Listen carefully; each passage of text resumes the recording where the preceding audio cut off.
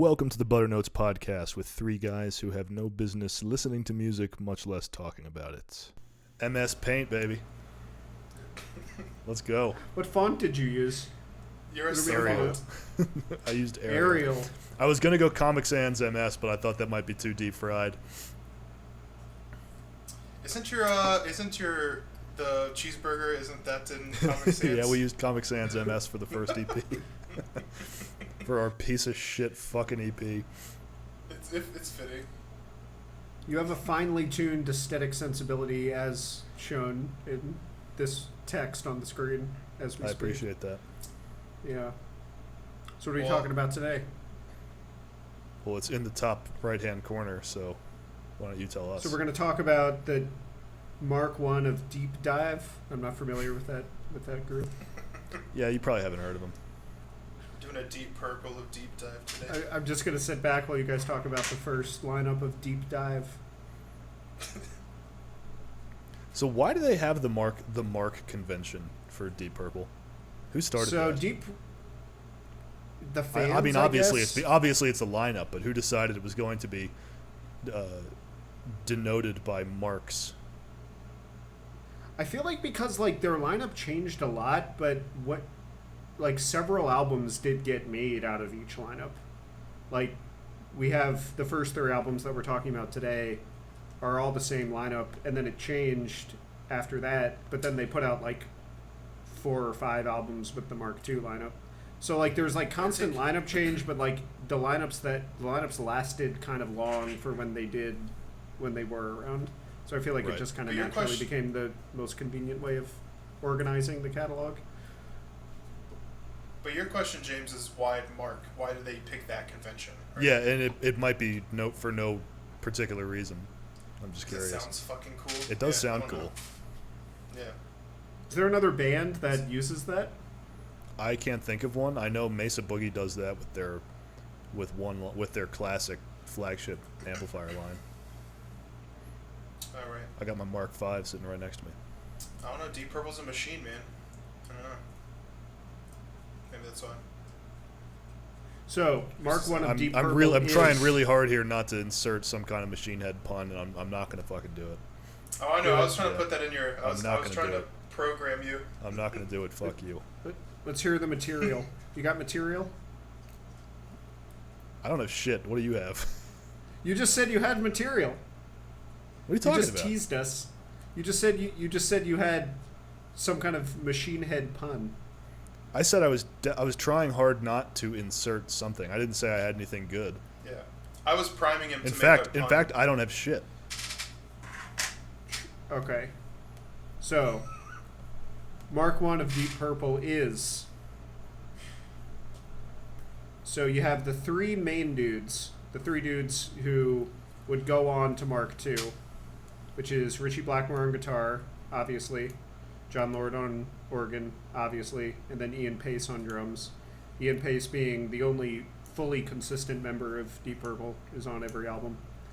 And then what makes Mark I unique is Rod Evans on vocals. He's the singer for Mark I, leaves after these 3 albums, and then does not return to the band at all. And there's actually some weird history with him later on in the 80s that I don't know if you guys know about, that we can talk about later. I don't. And then Nick Simper on the bass before Roger Glover comes in Mark II. And so Nick Simper was a foundational member, right? I mean, he was I think he was the guy, because I know they hired John Lord, they hired Richie Blackmore, and they hired Ian Pace. Yeah, I think that's right.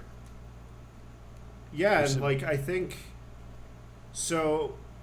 Based on this is speculation because I haven't really read that much of the history. I mainly just know the music, but Rod Evans is obviously rooted in British rhythm and blues and British rock and roll, and then I don't know exactly what the background was for Simper. Obviously, Lord is the one who really brought in classical influence, which we start to see more and more as these 3 albums progress. Not quite as much on Shades of Deep Purple, although a little bit. So I didn't know that, actually. Simper and Evans were hired the other 3. At least John Lord and Richie Blackmore, yes. Okay. And then the other three became basically 'Cause- what people consider like the classic members of Deep Purple. Yeah, I mean, if you ask anybody who are the guys from Deep Purple, I would think the first two that come to mind are John Lord and Ritchie Blackmore. Ritchie Blackmore. Yeah. Well, because Ritchie Blackmore was in a band called The Outlaws, not to be confused with the American The Outlaws. But he was doing a different thing. Yeah, they were all messing around in different bands around this time, with all sorts of different influences, and obviously I think that shines through very clearly on this album. They were working with so many different musical influences. But I think also I don't know, I think, well, we can get into this, but I think them being able to snag John Lord was a huge success for these first three records, because he brought with him some, I guess, more compositional abilities, songwriting abilities. I mean, he, on the first album at least, basically did all of the arrangements, and then went to Blackmore for some riffs and stuff, and then they kind of worked out the songs from there. I mean, I guess they all had input just due to the different influences, but,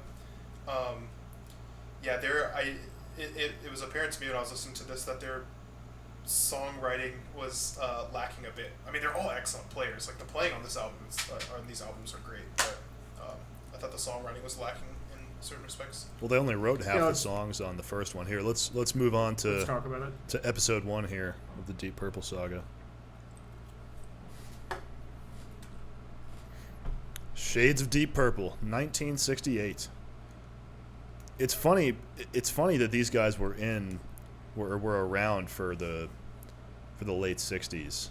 I sometimes forget that because I associate Deep Purple with Machine Head, which we wouldn't get until I think 72. But Yep. they were alive and kicking well before then. So yeah, the Mark I stuff was basically unknown when it came out, and is pretty much entirely listened to now retrospectively. Deep Purple were not a successful band until Mark II started with Ian Gillan and Roger Glover. Well, they were in the States, but definitely not in Great Britain. Yeah, they were absolutely railed by the British music press and like the general British music audience. Like, their shows were not well received. Journalists in the UK like totally railed them. Basically called them like too loud and like too pompous. And this was all kind of pre-prog rock, like before progressive rock had really been codified, but like sort of like the ways in which progressive rock became controversial kind of start here, and metal too, because too loud and too pompous, like, and the stuff is kind of ahead of its time in that sense. Yeah.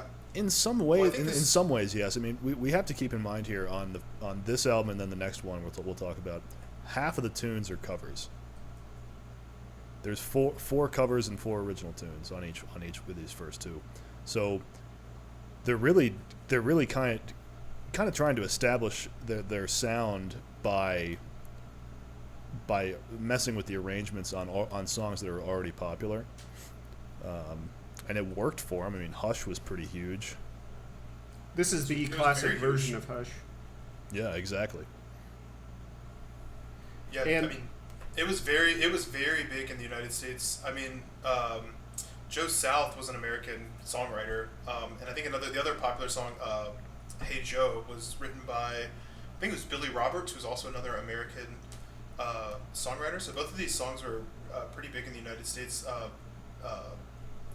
Yeah, Hush was, I think, a top 10 hit. It was like in the top, maybe even top 5 in the on the U.S. Billboard 100 at the time. I also want to mention this, that these 3 records were released on Tetragrammaton Records, which was an American record company, which was partly owned by Bill Cosby. Weirdly enough, yeah. So their music was firmly in the American scene, and oftentimes when I listen to Deep Purple, I kind of want to. I know that, I mean, obviously they're a UK band, and there's a lot of UK rock and psychedelic rock influence on this record. But even in these early records, and especially as we move on to the Mark II stuff, I almost want to claim them as an American band in a certain way. They have that kind of distinctive American sound. I want to say they sound more like a progressive rock band like Kansas than they do to the more symphonic guys that we talked about in the Prog Classics record, our episode. Yeah, I mean, we're getting ahead of ourselves here, but Deep Purple are going to be right at the forefront of hard rock. They're pushing the limits on heaviness, really, and it's sort of there. It's sort of there in Mark 1, but it's not fully developed yet. Even this album, Shades of Deep Purple, it's a pretty heavy album. I mean, it's not, by contemporary standards, it's not heavy, but this album's pretty heavy, and I think a lot of that has to do with John Lord's organ. His organ is just gnarly from the beginning of Deep Purple. Like, we get some really gnarly runs and just like some crazy, just like blaring organ even on this album. It gets more intense as the catalog goes on, but even here we do get it. Well, then there's also, like, on Mandrake Root, Richie Blackmore, he was incredibly influenced by Jimi Hendrix. I mean, that opening riff on Mandrake Root is a Hendrix riff to the core, and so that sort of that sort of loud and heavy aspect of the music definitely comes through in the guitar as well, I would say. And Hey Joe obviously was not written by Hendrix, but I think was kind of conceived as a Hendrix cover, because the Hendrix version of Hey Joe is obviously the most well known. Right. Yeah, for all these reasons, like I said, I almost want to claim them as an American band in that way. They appeal to an American sensibility, I think.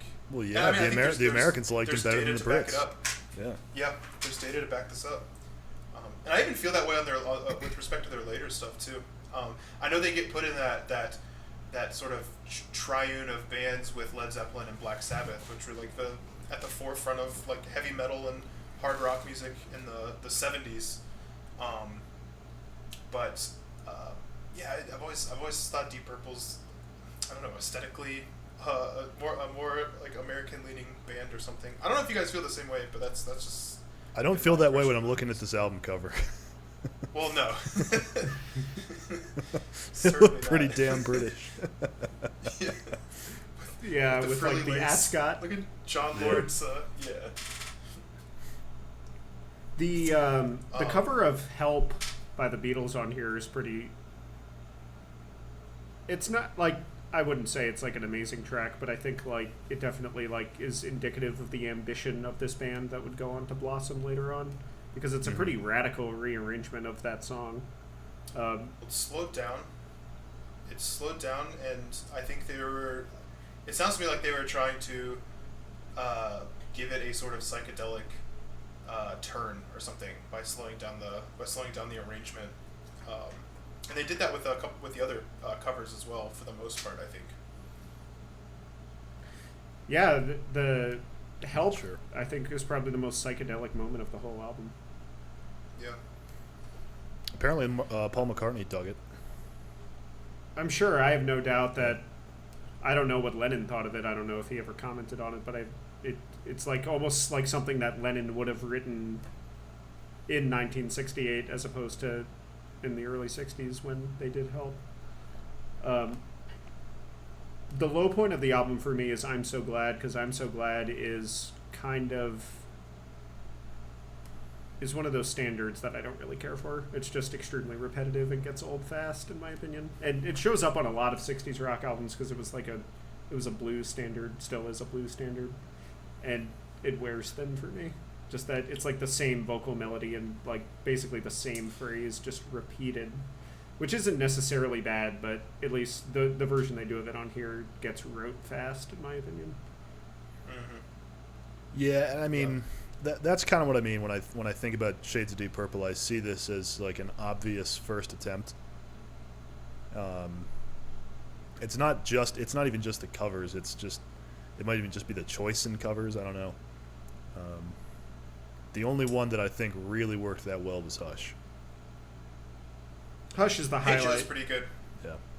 Hey Joe's pretty good. I think the highlight of the whole album for me was in the middle of Mandrake Root, where there's that instrumental break where John Lord comes in with the Hammond and he starts doing Keith Emerson before Keith Emerson. I really got that feeling in that part of the track, and I actually quite enjoyed that part. Well, and it's funny because in retrospect we're able to look at this stuff and we're after that. We're after what Deep Purple was doing as Deep Purple, but when this was coming out, they had to appeal to the audience, and what did the audience want? They wanted Beatles covers. So it might just be that we speaking for myself anyway, that I prefer the other stuff in retrospect, just because I have the luxury of looking at it in that context. Well, and I also think that these guys hadn't been together very long. From what I was reading, they'd only been together for a few months and rehearsed it, and then they recorded the album in like 3 days or so. Yeah, I saw that earlier. And again, they were part of these bands that where I think they were doing a lot of covers in the London scene at shows, and I just don't think a lot of them had any, I don't know, songwriting chops at the time. And I think John Lord was doing a lot of the heavy lifting there. And the choice for, at least as I was listening to this, my conjecture was that they used covers as a sort of placeholder so that they wouldn't have to, perfuse the album with original compositions. They may just not have the time, but the record label must have seen something in them, like when they were playing live or whatever. But because no UK label seemed to give them a shot. Yeah, I mean, we get the second album the same year. Right. They do Shades of Deep Purple, and then bam, they get a $250,000 advance, and they go on to do the second one. Huge tour. And that's pretty common with 60s rock music, is like a ton of covers and like very frequent releases. And a lot of the bands who did that were kind of just sort of like commercial bands that aren't really remembered now. Like obviously, like when we think about like the Beatles, that's not what it was, but that's because it was on a higher level than most 60s commercial rock music. Like if you like find some like random sort of like pop rock band from the 60s or like from like 1964 or something, the album's going to be basically all covers, and there will be like 3 albums released in 1 year. Yeah, Yes was doing Beatles covers when they got started. Right. I was going to mention that. Well, when you write they had to have been writing the Hush Money. I realized that was a pun, and I did not mean for it to be a pun. Hush Money. There you go. I mean, when you write a top 10, a top 10 hit, even if it's not your own track, I mean, I mean, I don't know, you can market this as a pop band, and then they can kind of play around with some of the more original contributions. But even going into the second album, I think they still had 3 covers on that record as well. Yeah. John Lord is definitely doing the heavy lifting for Deep Purple on this and on the Book of Tailesyn. Richie Blackmore really starts to come into his own on the self-titled third album, which that's like the general consensus. Blackmore is like, he's a good guitar player even on this very, very early stuff, like on this album, like some good guitar solos and licks on here. But Lord is doing the heavy lifting, absolutely, of these 5 dudes on this album. Yeah, I've never, their playing has never come into question with me on these albums. They're all excellent players. I don't think there's any doubt about that. It's just the effort just didn't seem to be super focused, and they may have been strapped for time. They may have been playing to the audience, whatever the case it may have been. But I think it was, I don't know. But I still see the seeds as something great. Like that the musical chops that they bring to the table, and then I guess them being able to build chemistry, moving into the Mark II stuff. Well, and then they bring on two new members in their input as well. So I don't want to knock this record. I'm not saying that it's terrible. I thought it was quite enjoyable to listen to. It was just a little rough around the edges, I guess. Yeah, I think it's just an obvious first attempt with a brand new band. What do you guys think of Rod Evans as a vocalist on all 3 of these albums? Well, we obviously have to just compare him to Ian Gillan, and that's knocking him back a few pegs. He's fine. He's not a standout vocalist, in my opinion, but he's good. He does the job. I agree. He's kind of like he's fine. Not an incredibly memorable vocalist. Yeah, but he's getting the job done. Yeah. He's not doing the screams in Space Trucking, but he's doing fine. He's not doing Child of Time. Yeah, We're exactly. not getting Child of Time here. We'll get there, but we need to work out the kinks. Yeah, no, this is an important piece, not only in the history of an important historical piece, not only in the history of Deep Purple, but in the history of rock music. I think this is a foundational record, and I think if you want to understand the history of rock music and as it turned into the 70s, I think you have to listen to this album. Yeah, I think that's right. Yeah. I think Rod Evans is basically like an R&B singer, and the band just moved beyond that paradigm pretty fast, which is why he ended up not staying in the band. But I think he's a good R&B. Sort of, would Ian Gillan have worked on this sort of more psychedelic leaning stuff? I mean, Rod Evans seemed to serve that role well enough. So it worked for the kind of style they were going for, but they sort of evolved past it. Yeah, I think that's right. Yeah. Well, speaking of that, I think it'd be interesting time to move on to the next one, right? Numero dos. Come on now. There we go. One of the coolest album covers of all time. Right. Classic 60s album cover right there. Yeah, man. Much more of a medieval feel to this one. Well, it's named after medieval. Yeah, it's named after a 14th century tome, so right. It's pretty fitting. It's medieval because it's like that perspective-less landscape, but then it's also super psychedelic. I really like that kind of I do contrast. Too. Mm-hmm. This is a classic 60s album cover. If I were to make like a top 50 album sleeves of the 60s, I would probably put this on there. Yeah, this would be up there. It's really nice to look at. It's very cluttered and isn't really tastefully arranged, but that's why I like it. Yeah, it's got this kind of Monty Python vibe to it. Well, they've got Deep Purple in the album title twice, it appears. Deep Purple is on here completely several times. Haphazardly. Yeah, just haphazardly. I count 3 arranged. just at a first glance. Yeah, and then there's all these random castles so close together. Strange bird. I mean, chicken down at the bottom. Maybe that's Chanticleer. I don't know. Yeah, is it like a Canterbury Tales theme? That would Is be there a interesting theme? to know. Yeah. I don't know.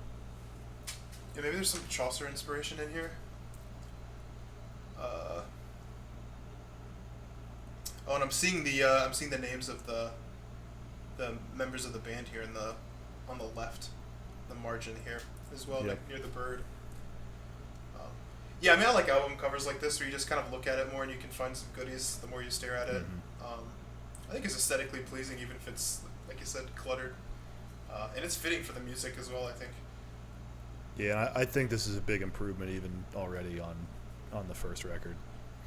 Yeah, they're coming into their own on their own stuff, and the covers have, I don't know, a little bit more life, I think, or at least a little bit more character.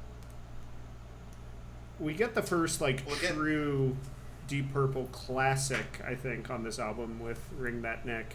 I guess you could argue that Hush is a Deep Purple classic, but Ring That Neck is inarguably a Deep Purple classic, and with that killer John Lord lick, man. Killer John Lord lick. It was basically created, I think Ring That Neck was basically written as a opportunity for them to just go off jamming live. Yep. So was Lazy on Machine Head. That was also the idea of that track. Well, real quick, Ring That Neck, apparently they wrote that song and called it that because that's what they would call a solid improv performance, basically. If some member of the band was killing it in some solo, then they were wringing that neck. Yeah. Well, it had a different name in the United States, I think, due maybe to censorship or something. I think it was called Hard Road or something in the United States. So it was branded completely differently. Hard Road. In the Road. United States. Yeah. Yeah. I'm guessing I would assume it has something to do with censorship. But 60s still, America, I mean, there's that 3. sounds about right. Yeah, right at the tail end there. But even still, the two, at least popular-wise, the 2 tracks that gained notoriety were Kentucky Woman and then the Tina and Ike Turner cover. They both charted in the top, I think in the top 50. Neil Diamond cover. The Neil Diamond cover. Both of those covers. They're covers of American artists, and they did well in Canada and the United States.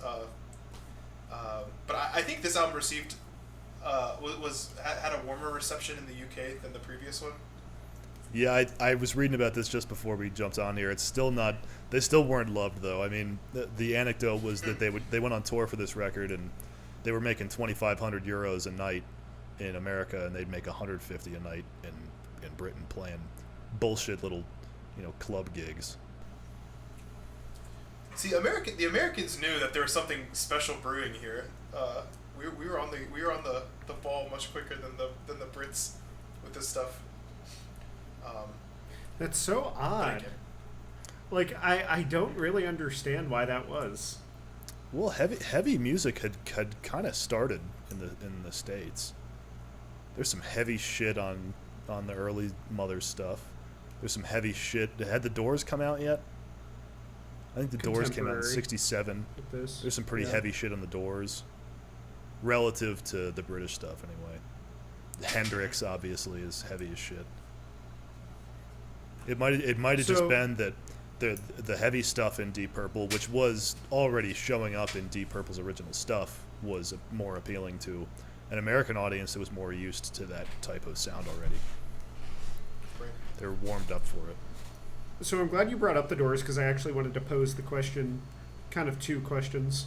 First, is like the foundational keyboardist of rock music, is it either John Lord or Ray Manzarek from the Doors? Would it be one of those two? I would say it would probably be one of those two. If we're excluding Keith Emerson, which I probably understand, then yeah. Pre-70s, yeah. Yeah, I mean, Keith Emerson was doing some stuff in the 60s with the Nice, but... He was. It's probably... I mean, as far as stuff that's more popular, it's probably... I'd say John Lord. I mean, shit, The keyboards are more... Well, I don't know. I really don't know. I like John Lord as a player. Yeah, I like John Lord as a player better than I like Ray Manzarek, and I like Deep Purple more than I like the Doors. Yeah, but you can make a good argument for either one of the two. And yeah, Keith Emerson, I mean, you can't really forget the Nice. But I kind of put that in a different category because it was like so symphonic and progressive and not really nearly as heavy as what Deep Purple or the Doors were doing. Less song oriented too, ultimately. There's no Keith Emerson equivalent of Smoke on the Water. Exactly. It's like a different... It's in the same like universe, but it's a different style of rock music. Yep. Yeah, that's right. Well, there's this kind of fork with prog keyboardists, I think, right? There's on the one hand they kind of move to the more jazz fusion stuff. I think Manzarek's more on that side, and then you get Lord on more the classical side, and Keith Emerson is kind of an outgrowth of that. At least as appears to me, I don't know. It might be a moot point, like they're both foundational to their respective styles or something like that. Lord is just so heavy. He really turned the organ into a heavy, hard-hitting instrument. Whereas Manzarek's keyboard playing is a lot more melodic and psychedelic. I don't think Lord had done it yet, but ultimately what's going to get John Lord that crazy organ tone is by running his Hammond through a Marshall. So rather than playing it through a Leslie, he's running it through a 100-watt guitar amp with a 4x12 cab that's not rotating. And that's like... I mean, that's all over Machine Head and probably Deep Purple and rock, too. But the classic stuff. Yeah, exactly. I'm not sure if... I don't think they were doing that yet on Book of Tailesyn. The Book of Tailesyn is... This is an album that I always want to like it more than I do. I love Wring That Neck. I think that the opener, which is an original Listen, Learn, Read On, is... I think it's pretty mediocre, to be honest. I kind of always did. And usually, like I've been listening... I don't listen to this album regularly, but I've been familiar with it ever since I was probably 14. And it always just kind of glides by me. And even though it probably is a better album than Shades of Deep Purple always makes more of an impression on me than this one does. Hmm. Yeah, I mean, I hadn't heard this stuff in years, a long, long time, and I just listened through all three of them twice in the last week, and both times this made a much bigger impression on me than Shades. Yeah, and I mean, it might just have to do with it, with Shades of Deep Purple being the first attempt. I don't mark a great improvement from the band on the second record. It's there. I think they're progressing. But it is more, I don't know, it's more, I guess it is a little more forgettable than the first in that respect. Well, they're just still not themselves yet. I mean, it's another album of half full of covers. Yeah. Well, it didn't release that long after the first album. Yep.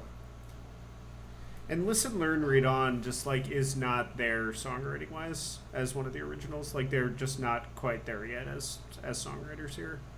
And it's not like it's terrible, but it's like the lyrics are just like kind of lazy.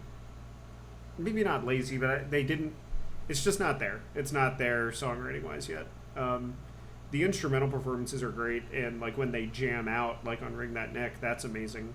But they're not like at the level where they can craft a great song yet on this album, and they weren't there either on Shades of Deep Purple.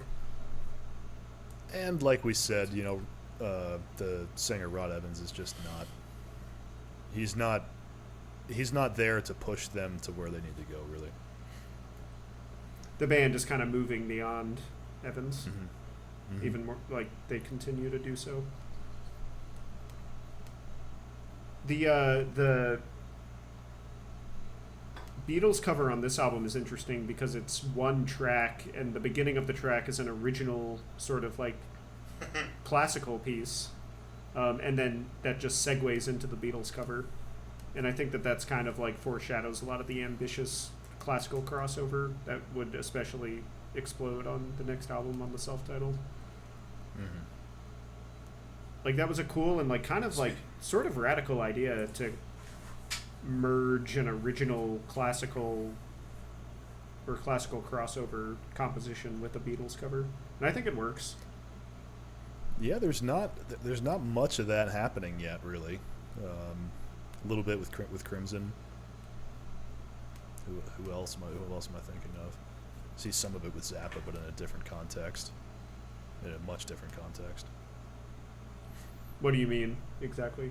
See what? Using classical music, like there's Stravinsky all over Freak Out and Absolutely Free, but oh yeah, but it's not in the same way that they're doing it with Deep Purple. It's more medieval. True. This album is not like overwhelmingly medieval to my ears, though. It's still mainly just hard rock, blues. The R&B is still there a little. More medieval, if anything. Yeah. Oh, you think Shades of Deep Purple is more medieval? Yeah, I mean, I keep going back to that part in Mandrake Root where, I mean, Lord just goes off, and it's just a classical arrangement, and he's got that punchy-ass Hammond organ. Yeah, and we're going to get a lot more of it going forward, too, because that's the John Lord and Richie Blackmore wheelhouse, is the merger of classical music and heavy blues. You know, think about like Highway Star Solo. You know, that's on the horizon. Exactly. The seeds are definitely germinating. Yeah. Yep. And then I think that's right. I think we could probably move on to the next album.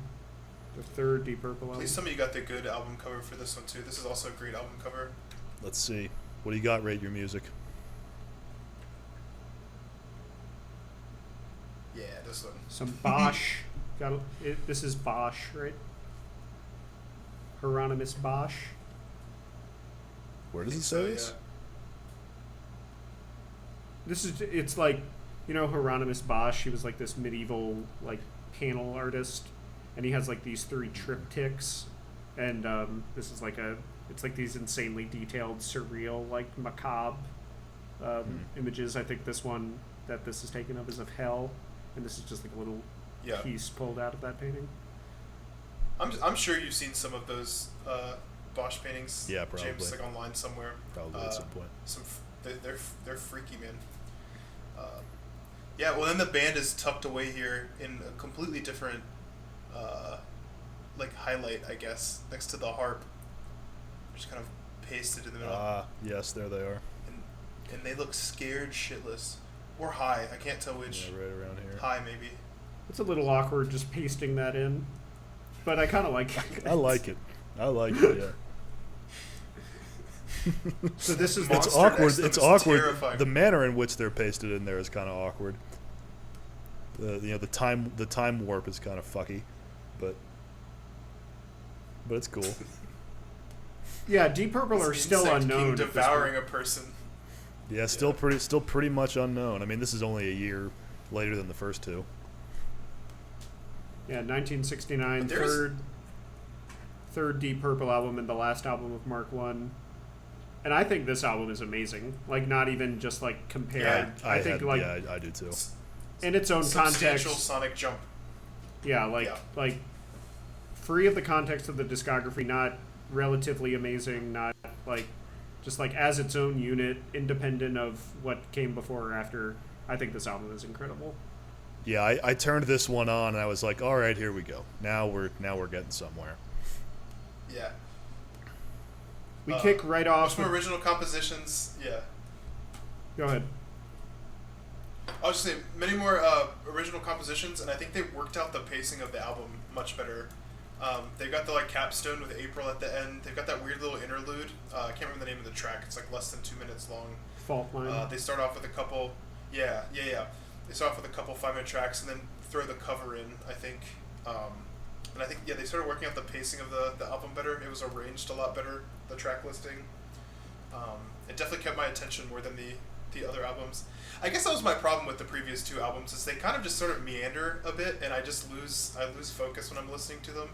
I'm like, okay, that was nice, and then it just doesn't grip me as much as it does. This felt like much more of a whole album experience than just a sort of sample of a bunch of different songs, or like, oh, here, look at us trying out this music thing here, and I hope you like it. This was a much more concerted effort on the part of the group, I think. There's only one cover, and that's the Donovan cover, Lelania, which is really good and is the best vocal performance I think that Rod Evans ever did for Deep Purple. Like, really good rendition of that from him. Like, it's the most vocal-heavy song on the album. And the band, like, as I mentioned previously, like, John Lord is really doing the heavy lifting on the first two Purple albums, but they're really more of a band here. Blackmore just takes like a quantum leap from this on this album compared to the previous two, like both as a player and as a songwriter. And Ian Pace too, like the drumming also takes like a huge leap.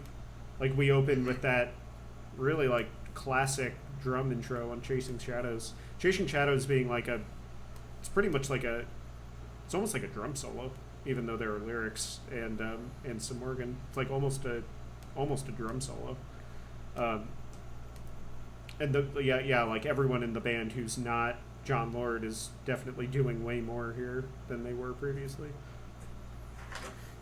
Well, I think this album is much more in the vein of maybe any of their albums, in the vein of I'll say lowercase p prog rock. It's much more in the vein of what the other big prog bands were doing at the time before they moved into the more I guess as you put it, James, the more blues heavy, like infused classical stuff that they're doing on the later tracks, and that's my favorite stuff that they did. But this seems to be more in line. They're shucking off that sort of psychedelic stuff and then kind of catching up with what the rest of the London scene's doing at the time, I think. And it's still heavy. Like the Painter is an amazing song. Like the Painter is like proto Smoke on the Water or Highway Star. Mm-hmm. The Painter is like it's complicated and like it's like a great song with like just like a well constructed rock song, but also with like great sort of like punchy organ and like an amazing solo from Blackmore. That guitar solo on the Painter is like by far the strongest work that Blackmore does up to this point in the catalog. Love that solo on the Painter. Yeah, well, the Brits were still not impressed at this point, from what I understand. They released that concerto because I think after this album release, they may have let Rod Evans go or something. Yeah. So it was they hired Ian Gillan to tour this album. Right, and so I think one of the common criticisms back then was they didn't much care to listen. This is such a stupid criticism, but they didn't much care to listen to an album where the lineup wasn't intact or something. They had switched it up, which I just think is asinine. But they were much more interested in that concerto they did with the Philharmonic. Yeah, that's a pretty British thing, I guess. Which I get. I mean, that's starting to really set Deep Purple apart. Is what we're gonna get with that concerto album. Mm-hmm. Had any other groups done the big symphonic thing yet? Playing with an orchestra? Procol Harum did do it, but I don't know if they did it this early. Yeah, I know. Frank again had done some symphonic stuff, but not in the same context. Yeah, I mean, April is obviously the closing and longest track on here. April is obviously the most symphonic that Deep Purple ever got on a studio album, where like half the track is basically a concerto with no rock at all. It being more, yeah, that's what I mean with it being more in line with like the lowercase p prog stuff. I think all of their stuff is uppercase p prog, but I think it fits well with that. April is one of the high points of this whole album run for me. Yeah, I agree. April is amazing. Yeah. Yeah. Every track on here, like, I don't have any, like, I think all these tracks are solid. Bird Has Flown. Like, they still have, like, some good kind of, like, bluesy hard rock songs on here, like Bird Has Flown. And The Painter, too, is kind of bluesy, although The Painter is more, like, purely hard rock, like, as they would do later on. Chasing Shadows is awesome. Blind is great. Blind has a lot of really great lyrics, and I think Rod Evans, like, this is the last album with him, and I think it's also by far the best. I think there are a lot of memorable, like, vocal lines and vocal melodies that he pulls off on this album. And obviously, like, Ian Gillan was, like, a more accomplished and the classic singer for Deep Purple, but I think, like, he probably could have pulled off some of that later stuff. Not like Child of Time level, but right. I think he's. Do we have I think he's more than competent here. So, sorry to cut you off. Do we have recordings of Gillan doing any of this stuff? I'm sure they're out there. That's a good question. I don't know if we have any in the standard discography though. Maybe bootlegs. Yeah.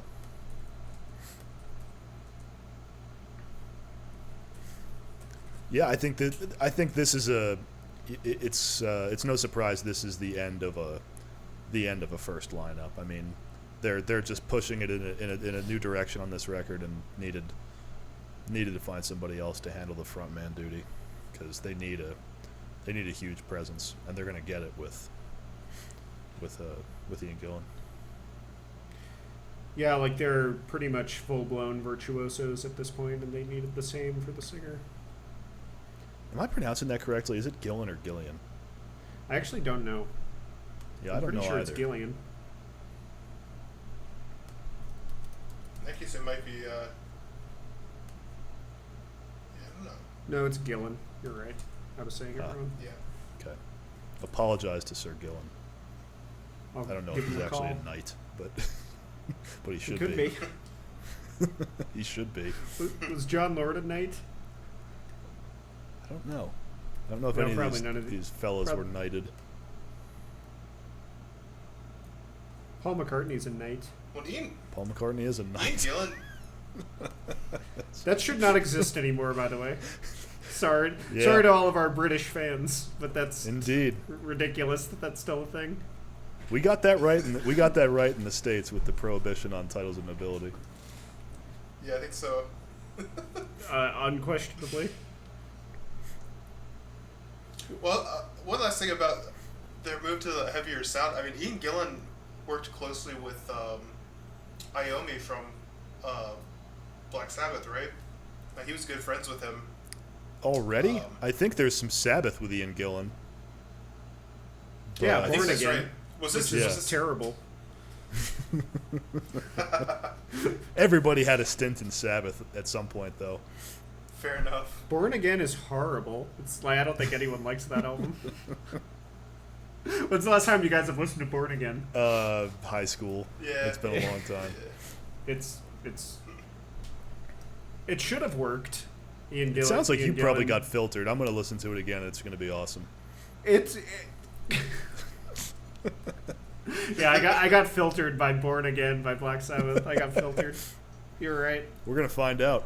We're going to find out tomorrow. It's really good. It's a great. Yeah, you're right.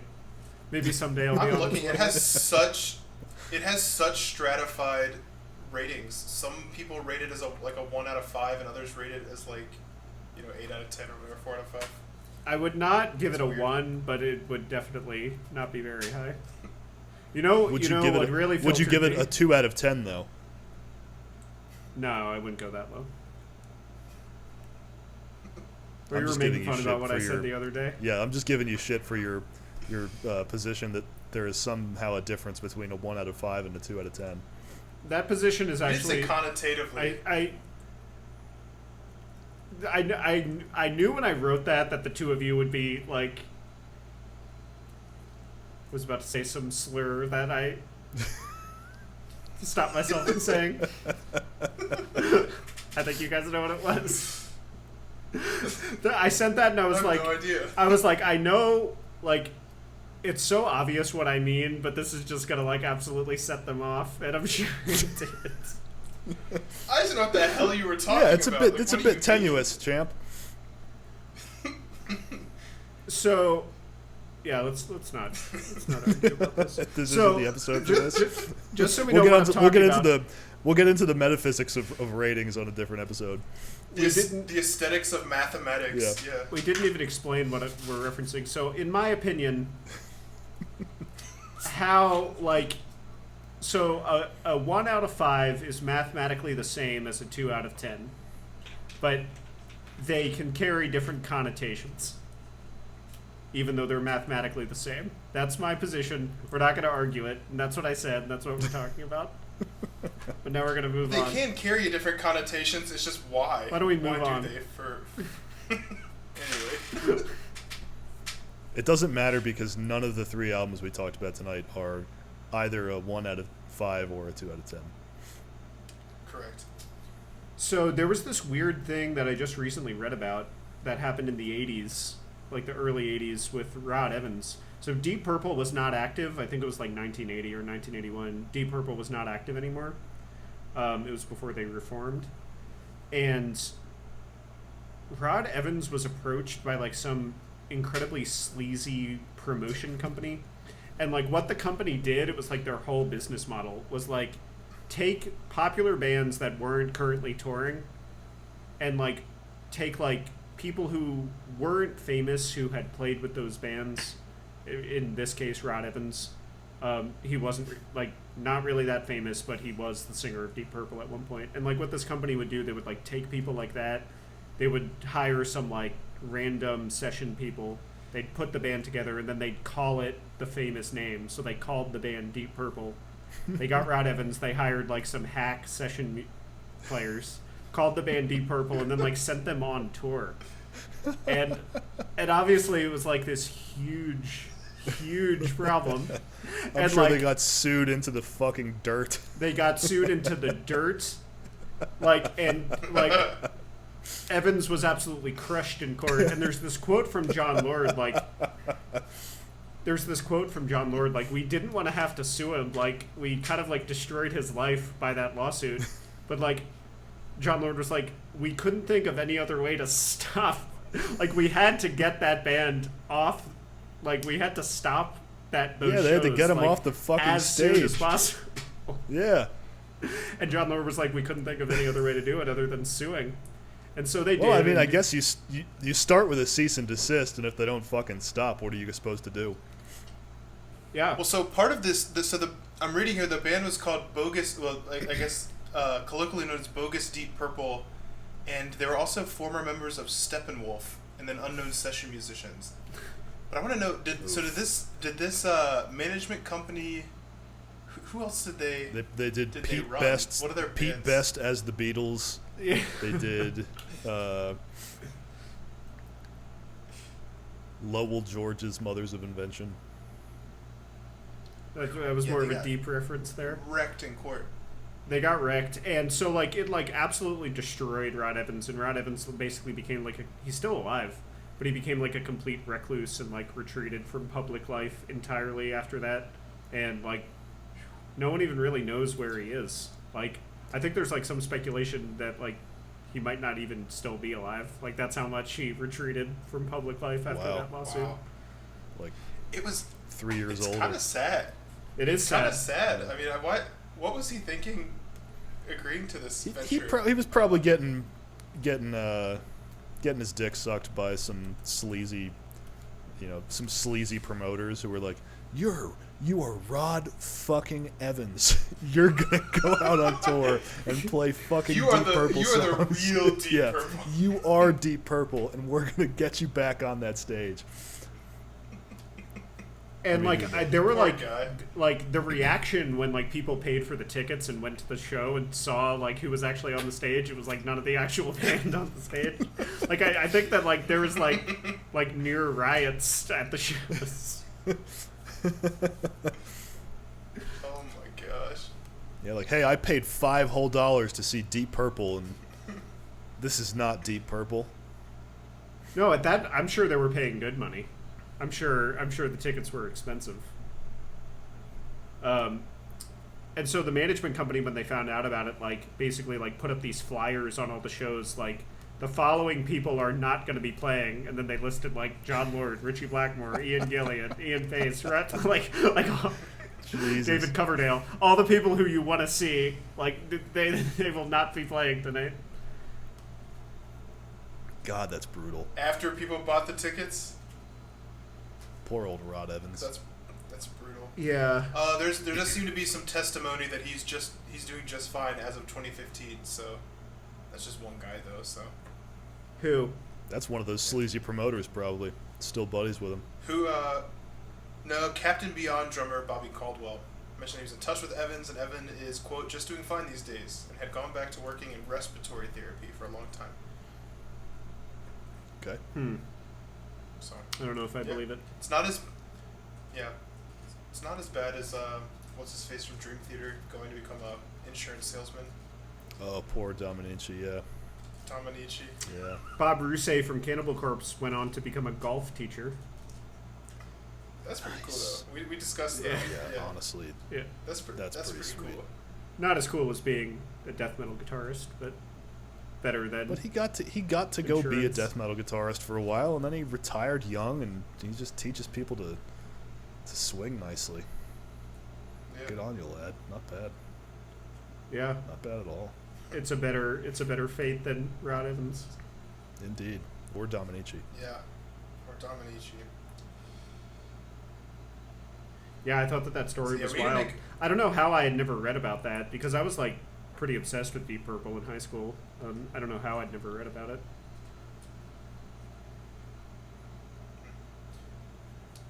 Did they ever this is bad. Did they ever try to trick Sid Barrett coming back to be Pink Floyd? That'd be some Be dirt sketchy. nasty shit. That would. That'd be real Yeah. sketchy. Fuck. Real sleazy. Yeah, that's Real sleazy. some serious sleaze. I mean, Yeah, they shit, could he probably even have did. done it? I wouldn't put it past anyone. Could man. he even yeah, have done I it? wouldn't put it past him. No, he was very sick Yeah, for most of Yeah. his life. Yeah. yeah. Yeah. Yeah, they probably did butter up Evans a lot to actually convince him to do this. Because like just like a Seriously, second man. of critical thinking should have been enough to Yeah, to not do it. yeah, no shit. Oof. This is your second shot. you got this, Rod. Poor Rod. Poor old Rod. Yeah, Rod getting the rod pretty hard from life. Oh, we can't end on a pun like that. What was your machine head? We pun? can end on a pun like I still that. don't have one. You got any machine head puns for us, champ? Me? Yeah. No. Yeah, you're the pun machine. Jacob is not a The champ. pun- I would never address him as such. Yeah. Yeah. Okay. I wouldn't want you I to. should have inferred. Well, do we want to rank these? I think we might have the first unanimous ranking, but I'm sure that'll get fucked up. So Might as well run through it. Yeah, you shouldn't have said that before you ranked them, because now I'm just going to rank them completely inverse from you guys do. Yeah. No, probably not. For me, 3 to 1 is Shades, Tailsyn, Deep Purple. Oh. Yeah, same. Yeah. But I agree. I think Tailsyn and Shades could go either way, really. But yeah, I think they get better across the 3 overall. Look at that, boys! A unanimous ranking. I think that's going to be pretty rare over the course of all these episodes. Did we rank in our first Raw Beef? Was that unanimous? I think you and I had the same rankings, James, but I think Anthony may have flipped. What were your 2? The only album that I remember from that one is Invasion of Your Privacy, for obvious reasons. Well, yeah. So we all rated that number 1. It's the only one worth remembering. Yeah. We rated that one number 1. No, I think we had that. We all had that. That at was 3, all. Yeah, we were then, all 3 for that one. I think James, you and I both had The Flesh Prevails at 1, if I remember correctly, Yes, and Believe it. that's 2. right. That is right. And I think Anthony flipped The Flesh Prevails and Believe. So we were close on that one. We were close. If I remember correctly. Of those 3, the Believe album is by far my favorite one. Yeah. Invasion of Your Privacy by Rat is even better than Born Again by Black Sabbath. That's how good it is. I'm gonna A/B those bitches tomorrow. We'll just have to see. But yeah. neither one is even close to the level of I will not be Forbidden. doing that. Of Forbidden by Black Sabbath. I have high hopes for Born Again, but I have a hard time believing it could top Invasion of Your Privacy. Invasion of Your Privacy is like unironically, Invasion of Your Privacy is definitely better than Born Again. Well, it's transcendental. It's not better wrong than really Saint to Anger. compare anything to it. But It's not better than Invisible Kid on Saint Anger. That is a beautiful track. Shoot Me Again. we didn't have to do that. Well, I'm being honest. Are there people out there who say that everyone's gotten filtered by Saint Anger? There have to be, right? Unironically saying that? I said Yeah. I don't. I said that, and then you guys accused me of writing a copy pasta. I don't think that there are all that many people unironically saying that about Saint Anger. Maybe But some. there have to be a couple of charlatans who are just trying to You know there are some break balls. You know there are some Gen Xers out there who just love Metallica. And they just can't fathom how people could dislike that album. They're just the biggest fangirls of Metallica. Yeah. They're definitely out there. They're definitely Of out there. all the bands to fangirl over. Yeah, they're there. There's a lot of them, man. There are. Indeed. Well, I want to say this before we have angry mobs outside. I do like Metallica. I do too. I do like too. Metallica. I mean, they're no Rat, but Yeah, they're no rat. Exactly. They never put out Yeah. a Born Again by Black Sabbath, but we have to talk about Born Again by Black Sabbath now. Like yeah, I can't just talk. As an I'm episode? completely talking out of my ass because I don't remember it at all. But It should have been good, but it's not. It's really bad. what year did that come out? I'm thinking late 80s. 83. 83. I think so. Digital Bitch. Yeah, that's on that. That song is trash. And speaking of trash, Trashed, which is the opening, is also very, very bad. Disturbing I the feel this Priest, which actually is I got a remaster in 04. Digital bitch. Jesus. Digital Bitch. That's an awesome song title. they were trying. I don't know, like maybe they were like trying to. I don't know what they were trying to do. I just don't think there was chemistry. They were between trying to Ian record Gillan an and album. Who the hell knows what they were trying to do? There just like wasn't chemistry between Ian Gillan and the rest of the band, which you would think that there would be, but just because like musicians are really were good all on their own doesn't mean they have chemistry with each other. Indeed, and they were also probably really upset that Dio had just gone on to do Dio. Yeah, it's a hell of a loss. Yeah, you can't blame Gillen for not following that one too well. Allegedly. Ian Gillian at like his very best is as good as Dio. That might be controversial. I don't know about all that, but yeah, I guess perhaps Dio that's is a conversation for another time. Dio is somewhat is fairly untouchable in terms of heavy metal vocalists. That is true. I had someone once try to tell me that Ozzy was a better singer than Dio. So what the fuck are you talking about? I like Ozzy's as this vocalist more, but he's not a better singer. It's a different different claim there. That is a different claim. That's not the claim that I was in the presence of. Someone was saying that like Ozzy had like more technical chops as a vocalist than Ronnie James Dio. Yes. Yeah, that's indefensible, I think. Nonsense. Dio is a patron saint of metal vocalists. Yeah, he's a demigod. Ozzy is definitely also Ozzy is a patron saint of metal music. Ozzy is the Prince of Darkness. He fulfills a different role. He's Damien. Yeah, he's not the father of darkness. All right, is that it? I think that's probably as good a point to call it on this one as any. So, yeah, Deep Purple Mark 1. I guess we'll get around to Mark 2 around here at some point. I'm excited for that. Yeah, Mark 2 Phase 1 is really where the real stuff starts. Indeed.